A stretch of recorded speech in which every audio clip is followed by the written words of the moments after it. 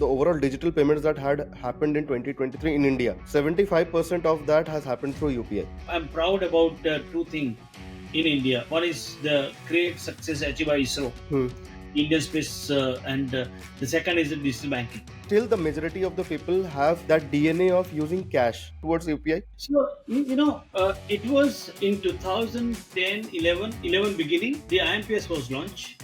Imagine pandemic without UPI. Absolutely. I think that's a great blessing, I would say, for the all human in this country that we had UPI that time. Roti, kapda, makan, and cybersecurity, it has become fourth necessity of our life. Today, wherever we go, from a street vendor to a restaurant, payment has become really easy with UPI.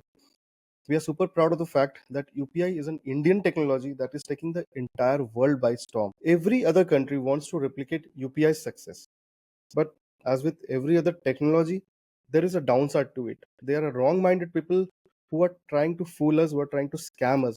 It is our duty that we don't let our greed, ignorance, and fear come in the way and let these scammers fool us. National Payments Corporation of India, or the NPCI, is the reason behind this magic that we today know as UPI. Today on the show, we have Mr. Bharat Panchal, who was one of the core members of NPCI and the team behind development of UPI. Bharat sir shares the history of digital payments in India. What was the vision of RBI and the government while they were coming up with UPI? The challenges that they faced. He also shares how financial cybercrime is at an all-time high in India. Watch this podcast till the very end. And next time you take out your phone to make an UPI payment, do remember to subscribe to the iRonik show. Enjoy.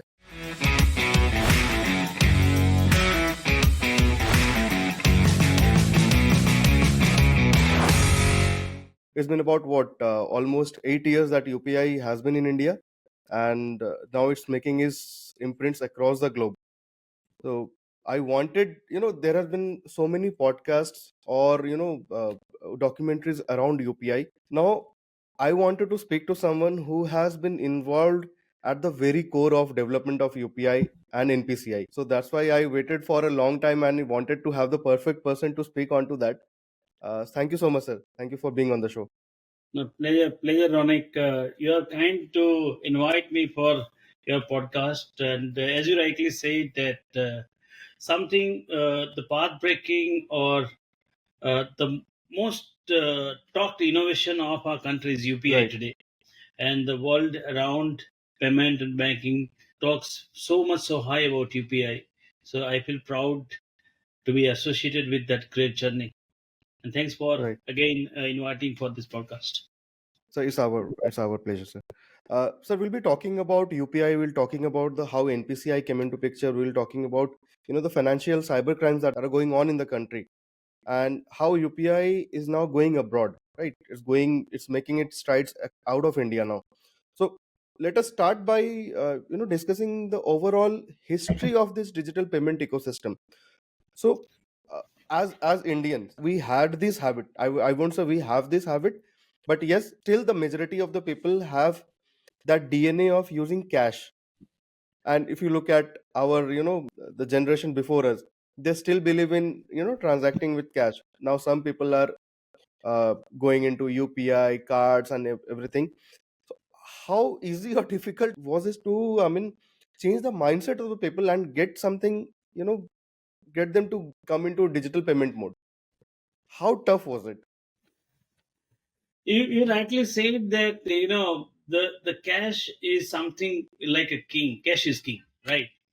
और हिंदी में कहते हैं ना कि वो हरी हरी नोटों की जो खुशबू होती है ना उसको Right. आप चेंज करना it's changing the mindset of this generation not a set of Exactly. class of the society but it's a change of the mindset of people across the country.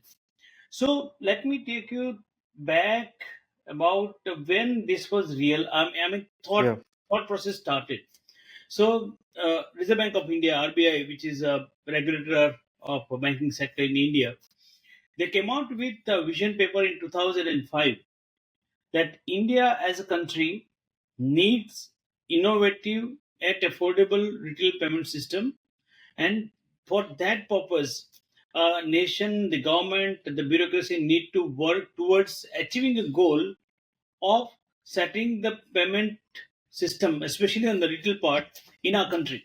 So that came in 2005. In 2009, the financial bill passed Hmm. in the parliament, in which the construct of NPCI was envisaged. And as part of that bill, it was mentioned that IBA, Indian Banking Association, and RBI both come together to set up this company, and that's how the thought process became a realistic scenario when 2010 December NPCI was formally incorporated and formally started its operation. So basically, the idea of setting up this company, or an institution, to bring a lot of synergy across the banking sector, because till the time the banking sector was adopting technology in bits and pieces, right? It Right. was Yeah. purely on banks wherewithal, banks capacity, or banks business plan to go for high tech solutions, or integrated technology.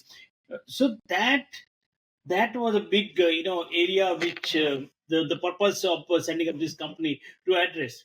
So first, we started about bringing the ATMs together, all banks ATM under single switch, and that is called financial switch, or product called national financial switch, NFS, at NPCI.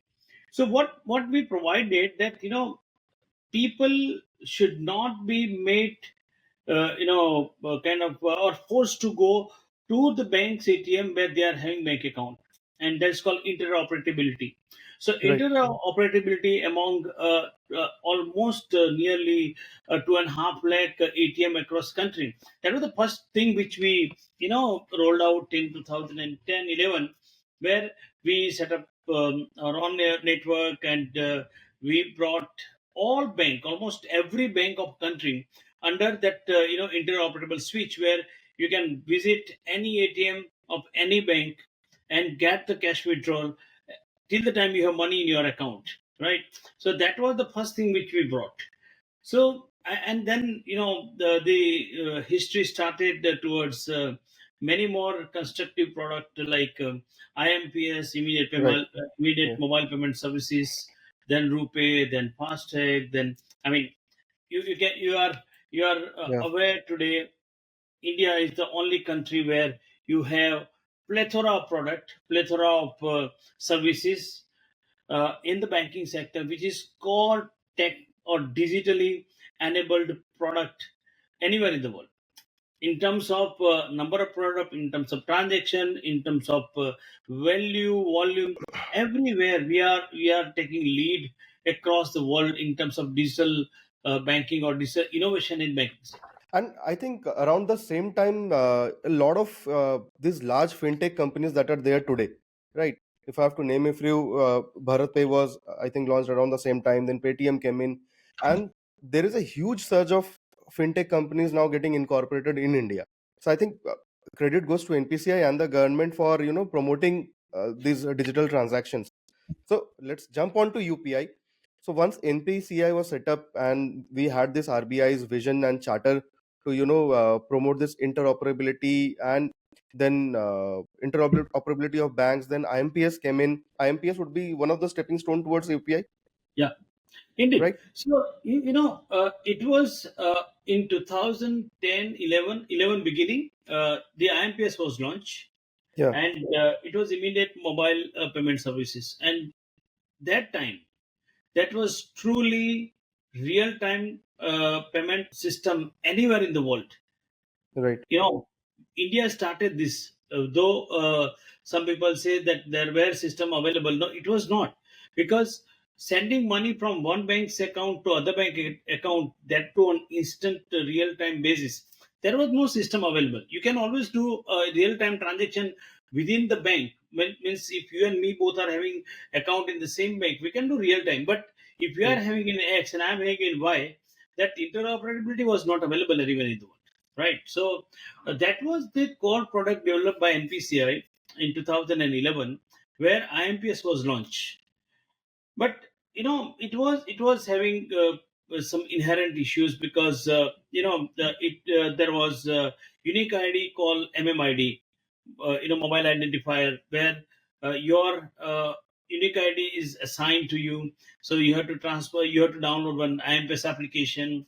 You have to put your MMID where to whom you want to send money. Like let's say, for example, if I want to send money to you, then I need to know your MMID. But that was not good enough. I need to know about your bank account. I need to know about your IFSC code and so many things. I mean, see, when you want to transfer money from one account to another account using mobile, yes, it was good experience by sending money on real time, but it was cumbersome at the same time Right. because a person whom you want to send money may not be knowing all the detail Hmm. upfront, right? To get that the detail, put it in the application. So what happened that when we launch, initially banks started generating MMIDs in millions and all. Every account was having MMID, but awareness was a bit issue about how to use that. So the another alternative what we took that NEFTs was very popular at that time. Where when you transfer money back in 2010 or 11, so it used to once your account is debited, it will take at least 1 hour, 2 hour to credit that account amount into beneficiary's account through NEFT. And after 6 o'clock, NEFT was not working, Right. right? Because there was a cut-off time. Saturday, Sunday, it used to not work. So we found that okay, this can be an alternative. IMPS can be an alternative for net banking transaction where one can transfer money instantly using IMPS channel. Maybe there would be some premium, some extra charge or something like that, but it was giving a good kind of option to the consumer, and that's how IMPS picked up that time. And it I would not say replace, but it was seen as a very good option available to the consumer for transferring money instantly. However, we were definitely wanting to make it really user friendly. So fortunately, after we launched IMPS, though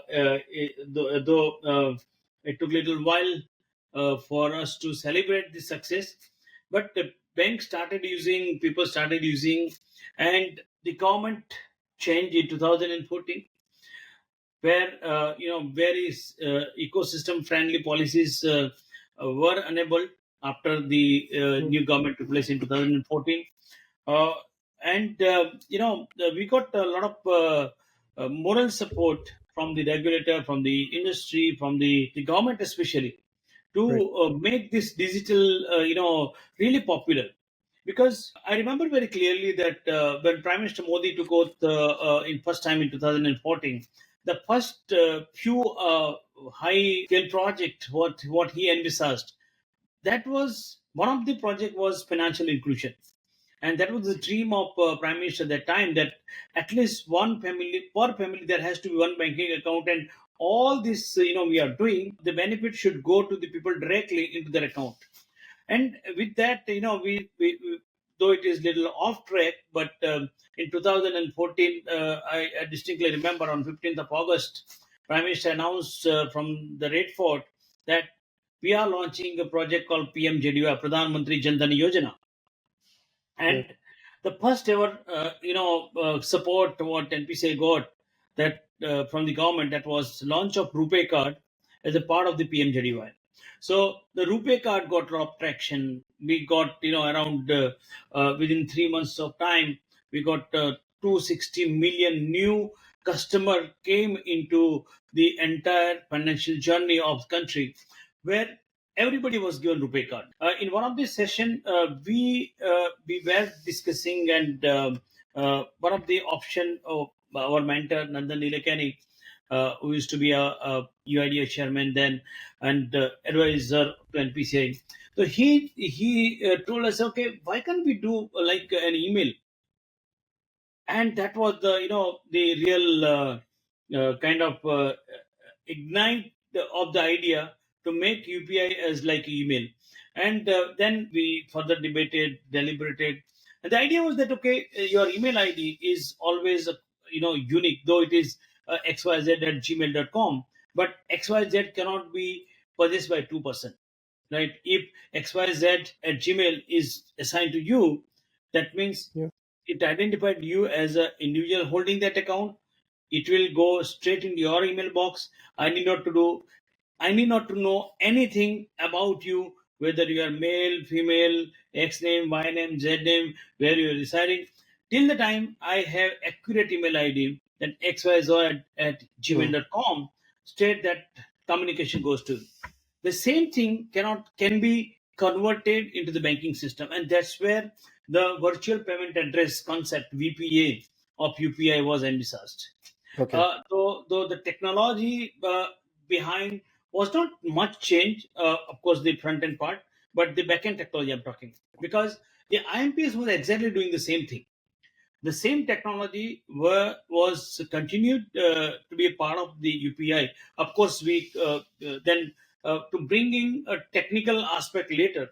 Uh, First, we completed on the design. I mean, the concept of UPI, how it is going to work. We, of course, a lot of things need to be considered while you make such a big product. A lot of risk, compliance, operational issues, Yeah. and Yeah.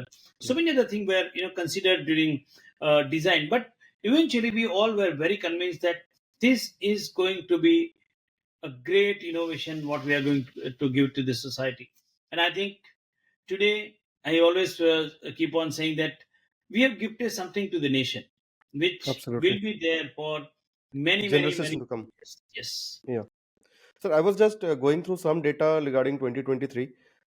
So 75% of the total, the overall digital payments that had happened in 2023 in India, 75% of that has happened through UPI. So you can, imagine the magnitude of, the importance of UPI, or what NPCI and RBI and the government has given to the India and now to the world. Right now, 2016, we got to use the UPI for the first time. Before that, when NPCI, RBI, the government, I would believe there would be multiple other institutions working together to get this dream into a reality. What was the overall timeline required to develop this giant that we know as UPI today? I think when great things to happen, then you will Right. get blessing from all the corners, all the directions, and that's our Sanatan Hindu Dharma. We have seen Yeah. that whenever any great thing or great innovation has happened, we have got all kind of support, all kind of forces join with us, and things like that. So when we completed this development of UPI, I mean, the concept was well thought, massaged with a lot of other areas like compliance, security, the infrastructure, the scale at what we will roll out, and all this was almost in the process of finalization. And then we launch in somewhere in April 11th April 2016. It was launched for first time, though it was for kind of beta testing and trial and all was going on that time. But finally, on 20th of August 2016, the UPI got final approval from Reserve Bank to go into public domain. And the real start of Hmm. UPI was commenced on 28th of August 2016.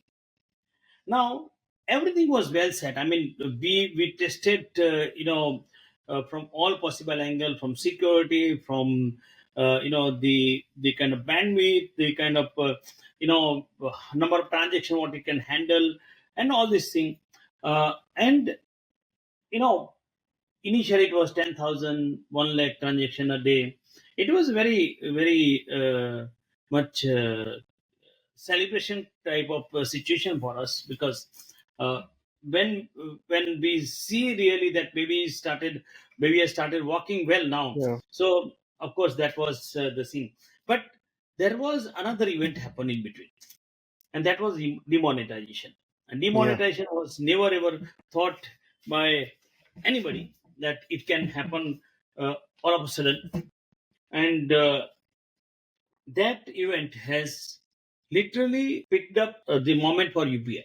And I would say Absolutely. that it was the UPI moment arrived on that day, because so many issues were there. So people were waiting for such innovative things to come. And because people started adopting it so much so easily, right? That was one of the key ingredient why government got little interestful into this. Yeah. So again, we government was aware that we have launched UPI, though it was for banks to roll out their own UPI application. But when demonetization happened, government took a driving seat to take UPI at next level.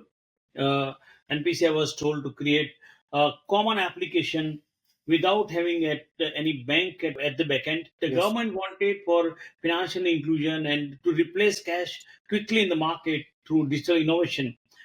We are told to develop a product called Beam, Bharat Interface for Money, which was launched by the Prime Minister, Yeah. Mr. Modi, on 30th of December 2016. That was, the, I would say, the complete paradigm shift moment. That's Right. how the Swiggy or Zomato of the world is surviving. Otherwise, they will not, because they are getting good services. So something similar in UPI also. People realize that okay, we are not paying anything, but it's good service. And see, we need to take care of the entire ecosystem. In mind when this kind of service is rolled out, it should be affordable. So naturally, it is not Right. cost you anything for Absolutely. using UPI application, right? The same time, it should be sustainable, because when sustainable in the sense that when you were not in the digital era, I mean many Hmm. years ago, your mobile phone was not there, but normal trunk, normal telephone line used to date for days and days. You had no option to complain, Yeah. because you have to survive with that situation. कि अब ये जब जिस दिन आएगा repair होगा तब चलेगा, वरना फोन बंद है. Today, that that is not allowed. You can't have your system down, be it Hmm. telecom system, be it banking system, be it any system today. The moment it is down, though Twitter is down for 10 minutes, or WhatsApp is down for 10 minutes, it becomes national critical crisis. you know so when you are building such a large scale payment ecosystem Hmm. for a largest country of the world, you need to keep so many parameters in mind. So the sustainability is inbuilt so much so durable that even the infrastructure what we envisaged that time, I mean, demonetization was not even ever in the horizon. The pandemic was never in the horizon, but we were confident that it is going to be a path breaker, and it is going to be a really popular product, and therefore we envisage certain amount of traffic volume may increase over a period of time. And so that time when we envisage the infrastructure requirement, we kept very high. I mean, I can't reveal the exact number, but Sure. it was made one of the largest infrastructure transaction processing capacity anywhere in the world, right? So today, because of that, demonetization came, the pandemic came. You may have hardly heard about the UPI system was down for hour Yeah. or so or something like that, because the risk mitigation were well thought even at the time of launch, and that is what is paying result today, that the system is sustainable. The third important aspect, affordability, sustainability, and third, the most, is secure. Your system has to be secure, because it Absolutely. is uh, it is dealing with the harder money of the nation. I mean, you know for anybody and everybody, even 1 rupee or 10 rupee or 100 rupees or 1 crore rupees, I mean, it everyone has its value. And when you're putting so much of trust and kind of reliability on any system, you really need to act upon. So security is something which was paramount, which is paramount today also in the payment system. uh, we never ever compromise or cut the corners when it came to security today. So what do you see in entire UPI? Of course, we are going to discuss about fraud part Yeah. separately, but but there is no technical loophole through which people have exploited the UPI system and made money, or defrauded people. No, I can tell this with a lot of responsibility and pride that the security design around the entire ecosystem, the interfaces, the application, the infrastructure which manage UPI today, that's unparalleled. We have taken literally almost all possible precautions while Hmm. designing, while rolling out. Of course, I would not say it is not going to be ever a problem. Touch wood, as we speak, there is absolutely no security issue seen so far. We'll talk about the security structures that were put in place. We'll talk about the role of government in terms of promoting UPI, because I remember UPI was largely promoted by the government of India at that point of time. But in terms of the infrastructural challenges, in terms of the legalities that were required, I wanted to delve more into that, because when I think of a system wherein you are developing interoperability between all the banks, right? So the biggest challenge is to make it bank agnostic and network agnostic. So I Yeah. will just explain what I mean to say. Suppose I have my account with HDFC Bank and I have a Airtel connection. If I have to pay someone who has, suppose, a Kotak Mahindra bank account and is using a Geo network, right? So how was that infrastructural challenge taken into picture, and how was that overcome? No, I think that credit goes to the corporate governance set by the leaders at NPCI, because the day when the company was incorporated, it was kind of designed that no one can Hmm. control single-handedly to this company. It was equal participation from the banks, because top 10 bank of the country infused the capital to start this company. But you know one great thing I must reveal here, that what's the secret of the success of NPCI? We were very, very inclusive for everybody, every part of the ecosystem, Hmm. and every decision, every product or rule or change in the fee or anything was not done in isolation. So we are always invite consultation from the industry. We, for any product, for that matter, from NFS to every product which rolled out by NPCA, it was steering committee. So of course, we had our own ideas, but whatever idea we people would have, we'll place it to the steering committee. Steering committee is represented by, not only by the shareholder bank, the user bank, right? So irrespective whether they're small, big, we kept participation from all the part of the society, like the large PSU bank, large private bank, cooperative bank, very, very small urban cooperative bank. Hmm. We had participation from those kind of bank also, and they had a say that yes, this is good or bad. So I think when you take everybody along with you, naturally the success is the only output you may get, right? And that is what exactly happened. I mean, every product, we of course we used to put a lot of filtration, and for the sake of transparency, we used to keep RBI always aware that what we are doing, and we used to take guidance and kind of advice or direction from RBI as a regulator, Hmm. naturally. But when you're cooking something for the society, you can't do in isolation. You have to understand their taste. You have to understand their capacity to digest what you are going to give them, right? That is one of the great I think management lesson I learned from NPCI during that era, that you need to keep everybody along with you, and Hmm. once they buy in your idea, rest all is just an execution.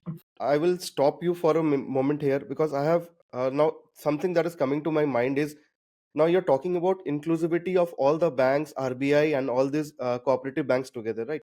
So was there any reservation on the part of the RBI, on part of the banks? Now they were pretty sure that it was going to be communication between the two banks, right? someone from HDFC or SBI transferring money to Kotak, or vice versa. So was there even a thought between in the minds of these banks that my customers' data will go to this particular bank? Was there any way that this was thought about? No, no, it is, see, it is never ever a problem. First of all, Okay, NPCI, I mean, that payment system does not share data with anybody.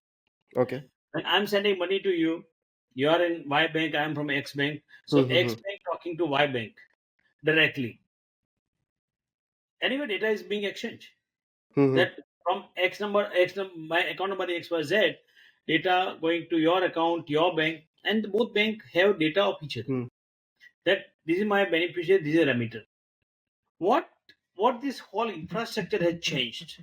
That earlier, when NPCI was not even existing here, uh, bank used to charge 30 rupees to do ATM withdrawal when you go any other bank's ATM. I don't know whether you paid or not. I have paid, Yes, right? yes. Because it was a service started by Hmm. the other network in India, that few banks joined to that kind of a network where interoperability was started. But before that, there was no interoperability, right? So how you used to send money? Hmm. It was through some intermediary like NEFT, like RTGS, right? Where RBI used to there in between to set up the action. Now look at the problem that India has around 2,500 banks existing today. Okay. Not all banks are having ATM, not all banks are issuing debit card or credit card, but you know that they have customer, and you cannot deprive customer using the electronic channels. You have to provide seamless services to all. Now, if every bank start interoperability directly with the bank, one bank, let's say for example SBI, State Bank of India, if they need to provide service to all 2,500 bank, then yeah, they have to sign multiple agreement with this bank. The interfaces that forget about legal part, the technology part. How are you Hmm. going to manage 100 interfaces with 100 different bank? It expose and few more risks which are like from technology, from cybersecurity, many other things. So NPCI or the National Payment Infrastructure has provided centralized interoperability or multilateral connectivity between multiple banks, one to many, many to one. So there is absolutely no point of time the challenge of data sharing. Nobody is even raised because there is no data action, or no, we have no kind of what I would say uh, difference of opinion about data. What is being exchanged between two banks? That was the same system continued. Sir, we'll talk about the role of government and NPCIs, bringing in UPI into reality. Now, there was an overall ecosystem involved. As I mentioned to you, a couple of companies that were Bharat Pay, Paytm, the fintech rise of fintech companies. So, what was the role of these, the overall ecosystem and all these fintech companies and the payment apps coming together to boost UPI payment?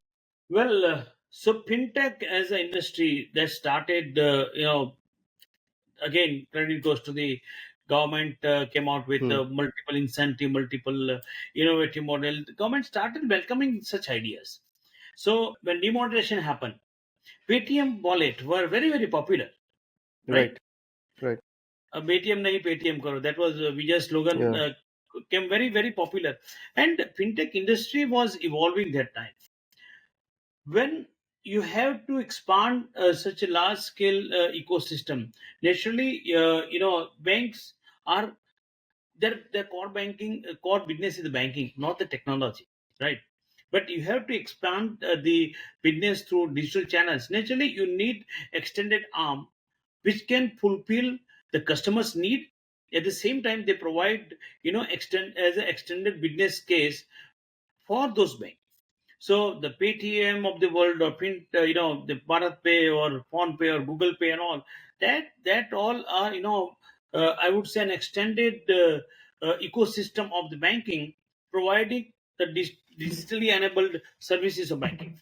Now this good idea came. People again took idea from the Beam application, that if Beam can be a common application from the bank, there can be many more application designed which can cater the purpose of reaching out to the mass.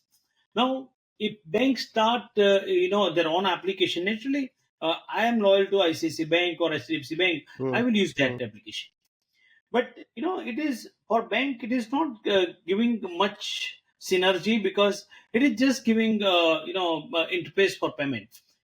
There, the third party payment application processor, TPAP model, uh, designed or kind of born post demonetization. And of course I played a very critical role in terms of designing that model. We set the rules, we set the threshold, we set multiple entry criteria, rigorous compliance systems. But what has helped that those applications are you know in mass, like it's like WhatsApp. And now WhatsApp is Hmm. popular. Similarly, Google is popular. PhonePe, Google Pay, all were born out of that concept, that how the extended banking can be provided using this app. Because see, UPI infrastructure is so much so easy for anybody to play, kind of set the interface, plug and play sort of the open architecture, not too much of complexity for fitting your application interfaces. So that sophistication of the technology and ease and convenience at the customer end both got together. Right. Because see, the people were literally aware about the Paytm experience, or that time MobiQuick or Freecharge.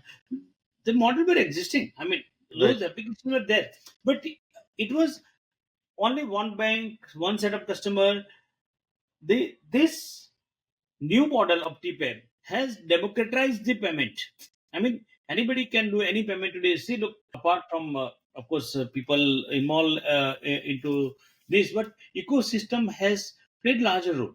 And when this kind of ease and convenience you are given, naturally the proliferation is the only thing which can happen. And that is why you see the number of transaction every month going up and up. And in between I think I must refer that particular point. Imagine pandemic without UPI. Yeah. Absolutely. I think that's a great blessing, I would say, for the all human in this country, that we had UPI that time. Else, of course, you have money, but you can't go and swipe Hmm. your card at the POS machine at the Right. shoppers. You get everything on the fingertips. You got everything. Place order, be it grocery. It used to came to your doorstep, because that trust factor, what we designed, that was really tested during the pandemic. Use payment method, because everybody was struggling from various aspects, but the payment was one of the important way, where without exchanging, even Hmm. you think we have let's say for 1 lakh rupees cash at your home, you are not in position to go from one room to another room to see your wife which is sick, having corona. How are you going to save give that money to buy something from outside? I think that model could survive well, because the back end process, powerful process provided by digital payment ecosystem, what led by UPI, which has given a lot of convenience and trust back in the ecosystem. So I have friends in staying in US, Germany. So one of my friend visited from Germany a couple of months back. So we went out. I think we were buying something from the street vendor, and I took out my phone and paid it through Google Pay. So he said that, dude, you guys are so blessed to have this system in place out here. And he stays in Germany, right? Well, in a developed country like Germany, we still have to go by the traditional methods of paying. It's not so simple to just go out and pay out there. So my question to you is, while a developing nation, I don't know, I mean, we still have not got the tag of a developed nation. A developing nation like India, which does not have the resources or the money, that amount when compared to European countries or US, right, can bring about a revolution in the entire payment system by building something like UPI. Why are the other countries? I will just give you some example. China has Alipay, China has WeChat, but it's nothing compared to what UPI, what we are using in India, in terms of safety, in terms of user friendly, right? So why can't these countries build something like that of their own? Because I remember when UPI came out after certain years, after maybe 3 4 years, I don't remember the exact timeline. Google had written to the US Federal Reserve that we should take inspiration from India's UPI system. So what's your take on that? So why can't these countries come out with something like that with all the resources, money, and everything at the disposal? So why we are so much so successful in the digital payment ecosystem? We were not having any legacy in Hmm. technology. We just started the kind of IT enabled services or digital bandwagon post, maybe the mobile became a commodity, right? I'm talking about 2002 and Hmm. upwards. Reliance came out with cheaper mobile. Data was something was a dream for people. And today, I think we have passed through that long journey where digital adoption is the reality. But in between, there was a scarcity. I mean, we were not having any technology per se, and not having a legacy in technology is a blessing.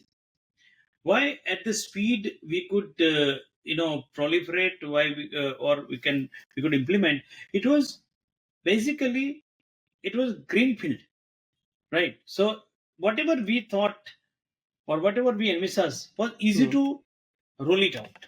There was the complexity. See today, a bank like SBI, I mean, they are they are huge. I mean, uh, 2 3 country in Europe, number of ATM what 2 3 company together might country might be having. SBI alone is having much more than that. Right. So look at that, the complexity of their system. It is not easy for them to change the system. But at the same time, there are new age banking banks like Yes Bank or Kotak or those kind of bank. They were very, recent addition into the banking system. So for us, it was not that difficult to convince or take them uh, from the ground because the legacy was not there. Why this is not, maybe they may have their own challenges and they may have their limitations, but somewhere I feel it's my very guarded and very personal thought that when Indian innovation goes abroad, Hmm. it is always seen as inferior, not superior. Maybe that is one of the reason people are little hesitant to recognize. Hmm. And it is not only for UPI. I'm saying that I'm For any other very proud. technology. I'm proud about two things in India. One is the great success achieved by ISRO, Hmm. Indian Space, and the second is the digital banking. I mean, there is no comparison anywhere in the world in both the areas. But somewhere, that kind of mindset or I would say not too much of respect towards Indian innovation. Maybe that days are not too far. I'm personally convinced that Hmm. next 10 years it is going to be most interesting period where you will see most of the innovation happening in India and world is adopting it. So UPI now, has already started yeah. going abroad. Could be there could be legal challenge or regulatory challenge or technical, but later or sooner this model is going to be there as the most adopted model anywhere in the world.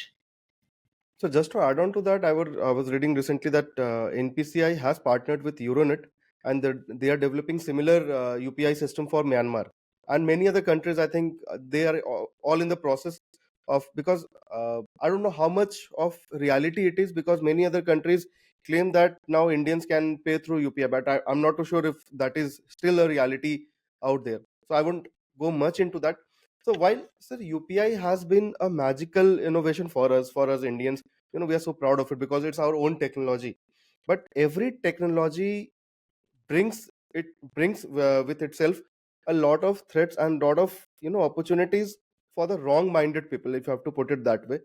Now in today's scenario, we get to hear a lot of this UPI and QR code related frauds, wherein they put in some bugs in the QR code, and your entire banking data and your money just goes away in a flash.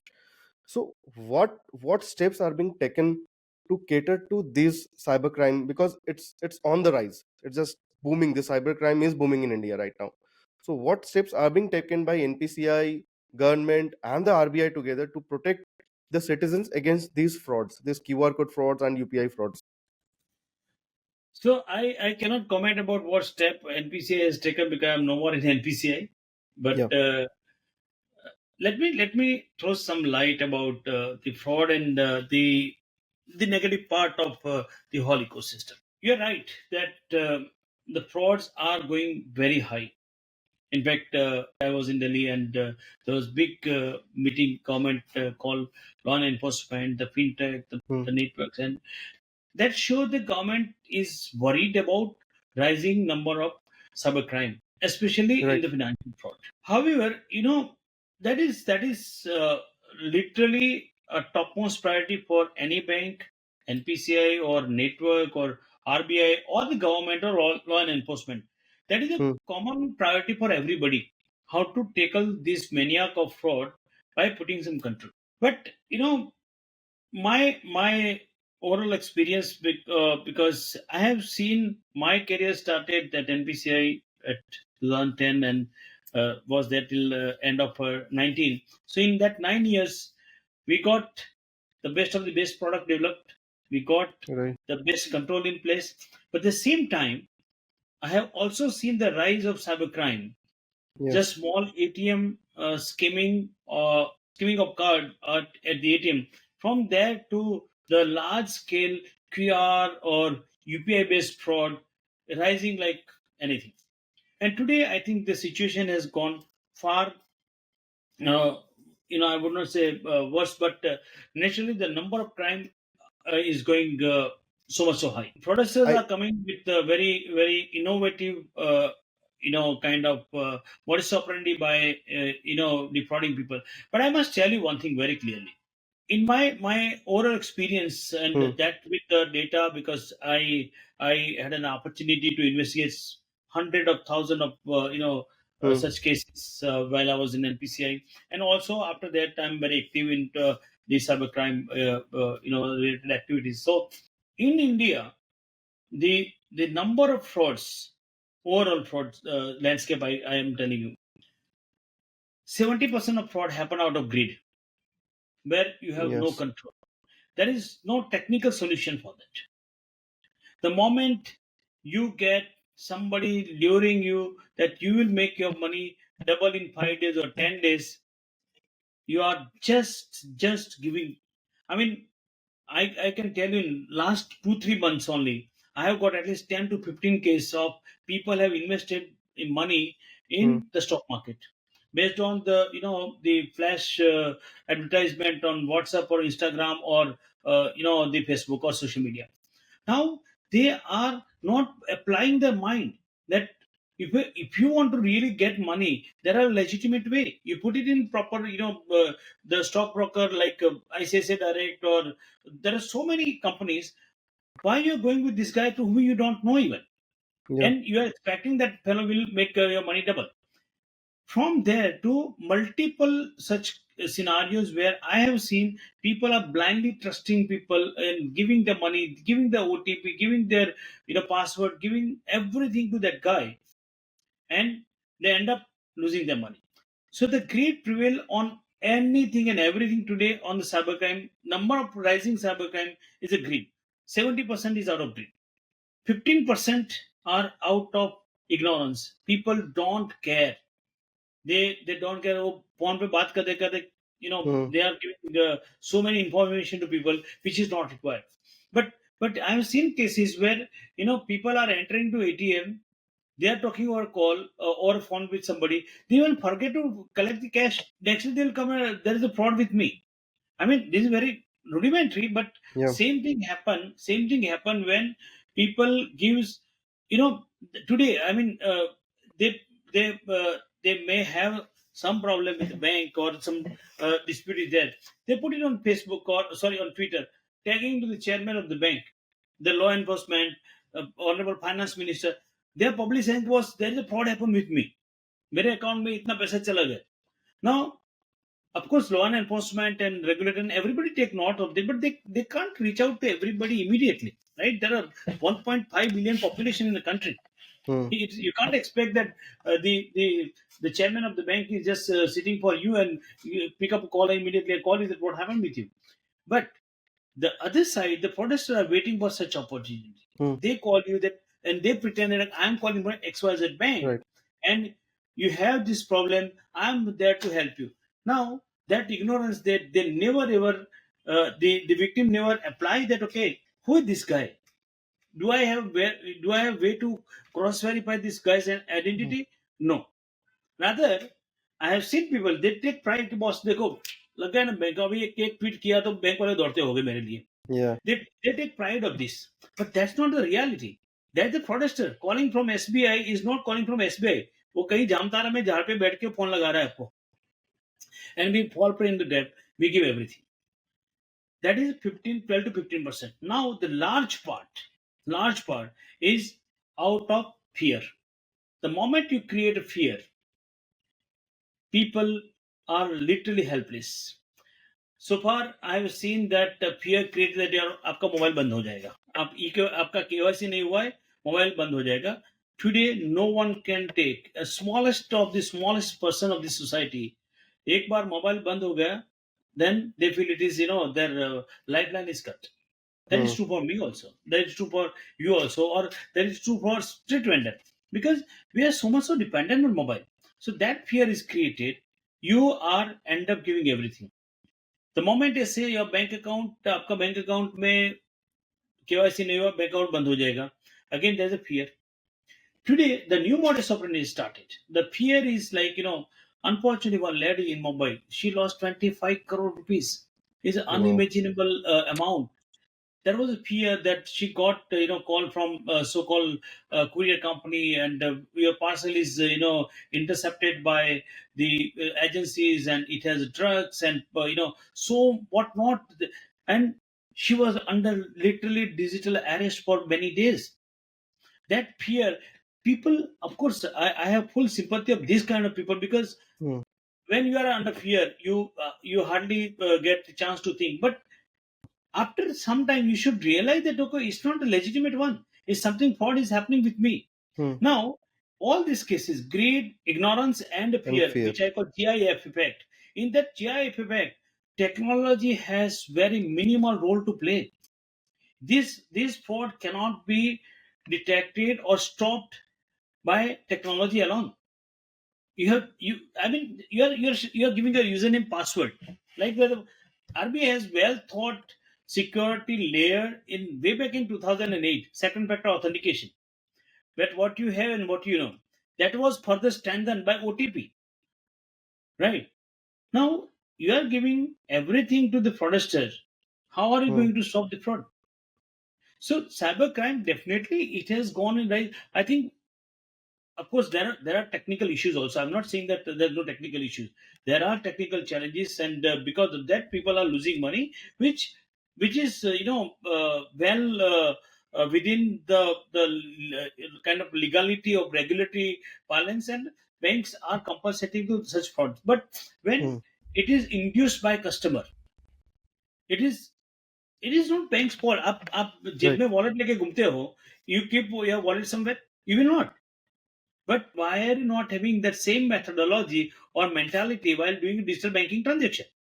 That's the only simple thing people are not understanding. And till the time the great awareness is created among the society, I think law enforcement, the government, the RBI, the agencies, the banks, everybody is concerned that how we can minimize. But it is equally important for the society also to think that what is legitimate, what is illegitimate, where we need to share data, where we should stop our greed, because greed is endless, right? So to summarize my viewpoint about cybercrime is definitely rising like anything, and it is not only in India; it is worldwide. Okay, one should not. Yeah. Okay, I think it's good point that the in terms of if I have to compare the card and UPI era, because I'm since we are talking about India, so card based frauds are kind of 30 bips or 30 bips on an average fraud to sales to fraud ratio. So that is the overall worldwide average of number of fraud happen, right? So it means that at least 3 to 5 transaction per 100 transaction is a fraudulent globally. Whereas in India with UPI in place, that number is zero point 0.3. So three transaction out of 100 Mm. vis-a-vis three transaction out of 1,000. So fraud to sales ratio is very, very lower in India.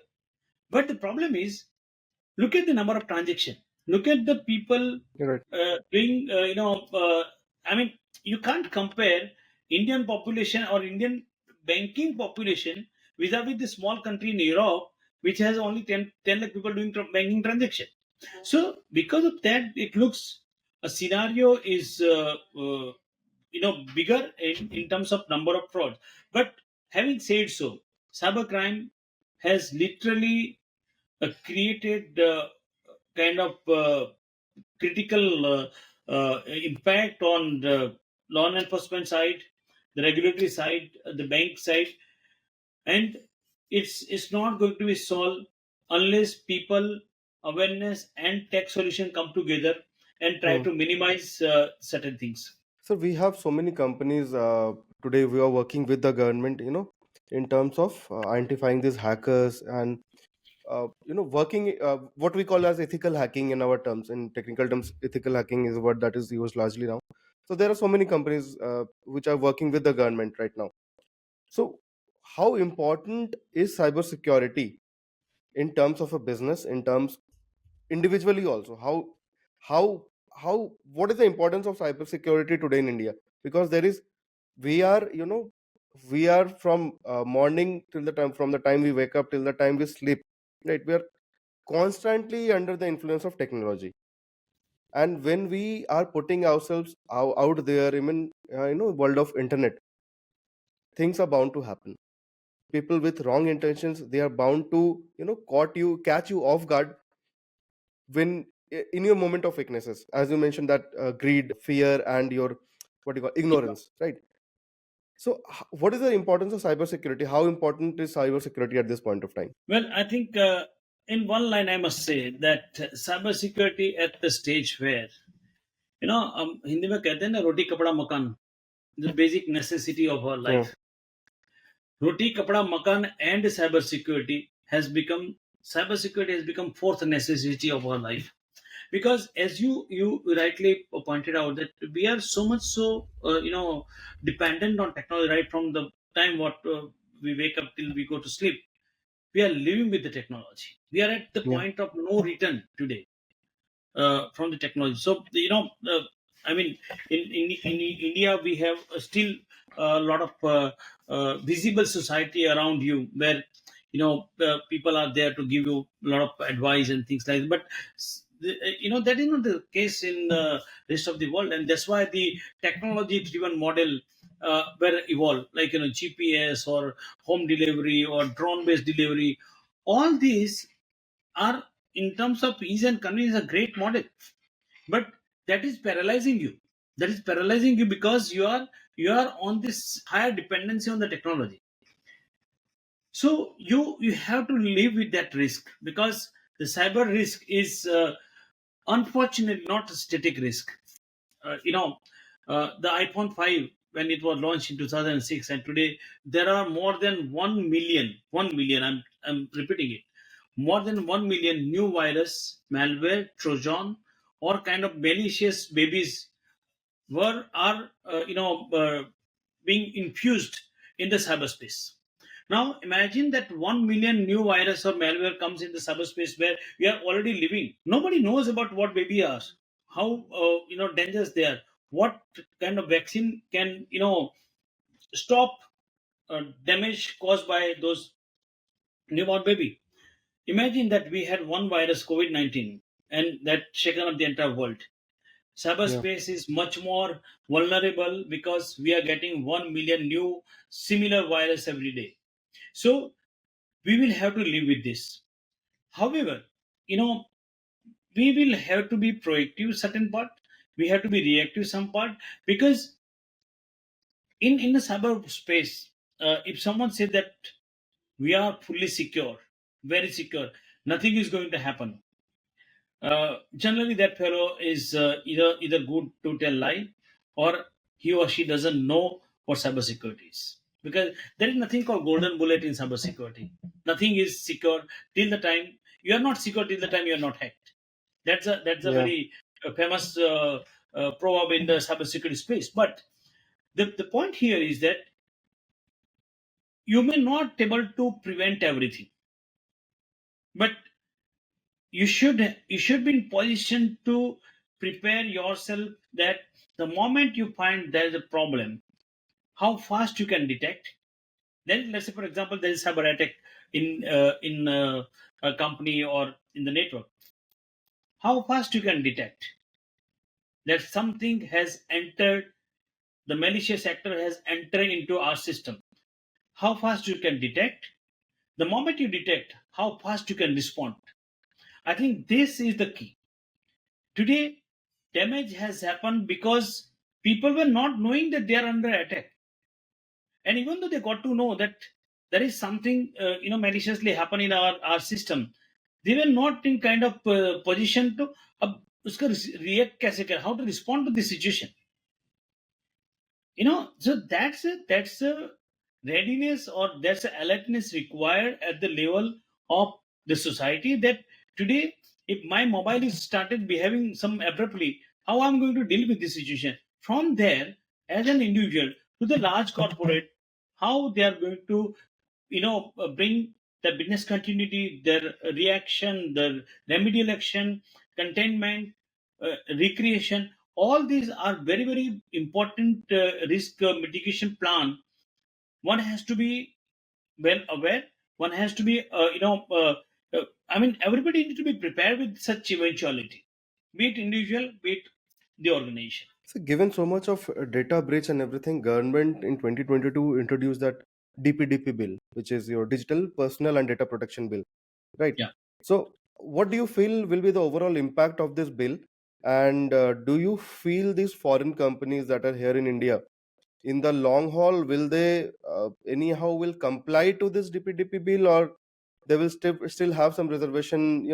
Know that we cannot be entirely guided by this DPDP bill. Well, let me take you back before that. I wrote, not me alone, but with my very eminent people from the army and the policy. We wrote a book called Data Sovereignty: The Pursuit of Right. Supremacy. That's a book which was released in 2019 and made a lot of kind of domino impact in the ecosystem. The book has created large influence on the decision makers or policymaker, Hmm. that Hmm. why data is important. See, in very short term, if I have to describe about data, data is an oil which everybody knows, and data drives every newer innovation today. But for us, the data colonization is far more dangerous than the colonization what we have seen in the past. I mean, the from the Silk Route colonization to the British colonization, India has already always paid huge price of that colonization rather than getting much thing. Uh, Digital colonization today is whosoever possesses more data, they can do anything and everything. I need Right. not to explain. People are very intellectual to understand. what I mean to say. But when you purchase the data, you can control many things in today's change world order. India is the largest data generating country, and not having a data rules around it, that was a big problem.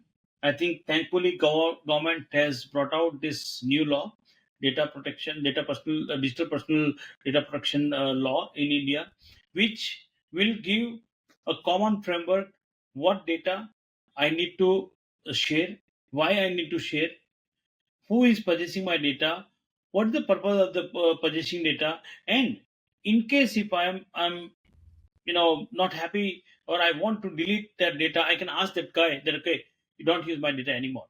Yeah. Today none of the things are existing.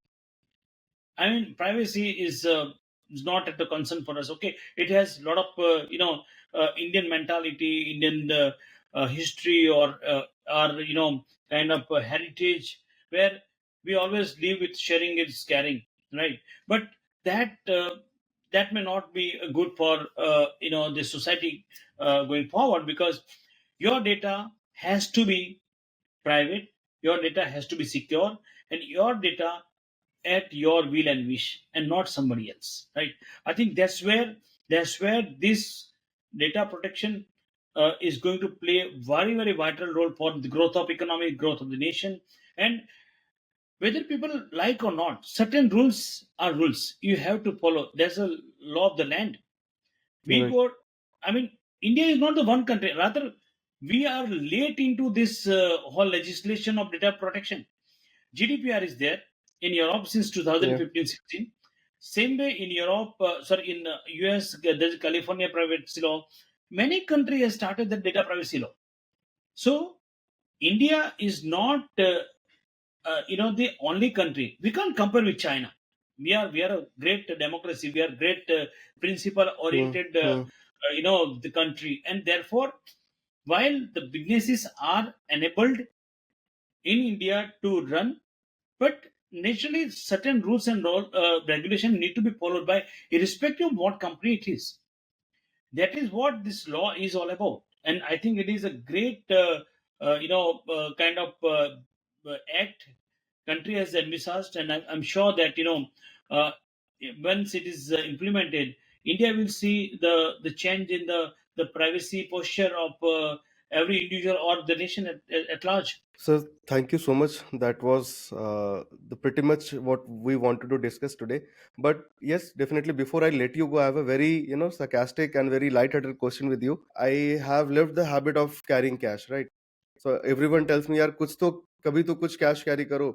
So it has become such a simple method to pay that you just pick up your phone and you pay it. So thank you so much to you, to the entire team that was involved out there, and thank you so much for being here today and letting us know what was going on behind the scenes. Right, we get to so much when a movie is shot, the BTS are shared, but this was something that was not shared with us. But everyone should know what kind of efforts has gone into it to create this magic.